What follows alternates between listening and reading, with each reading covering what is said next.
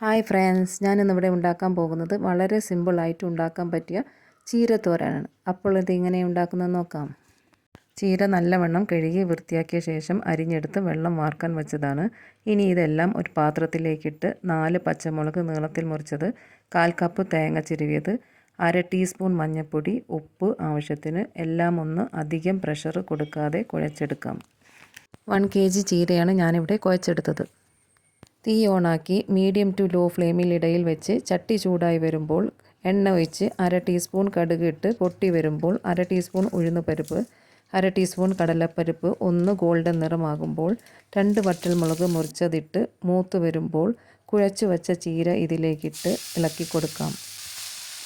ചീര വാടി വെന്ത് വരാൻ അധികം സമയമൊന്നും വേണ്ട, 4 മിനിറ്റ് മതിയാകും. ചീര മുറിച്ചെടുക്കുമ്പോൾ തണ്ട് ചെറുതാക്കി അരിഞ്ഞ് ഇല അധികം ചെറുതാക്കാതെ അരിഞ്ഞെടുത്താൽ കഴിക്കുമ്പോൾ നല്ല രുചി ഉണ്ടാകും.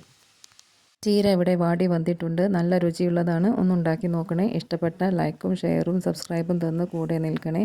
പുതിയൊരു റെസിപ്പി ആയിട്ട് വരുന്നത് വരെ നന്ദി, നമസ്കാരം.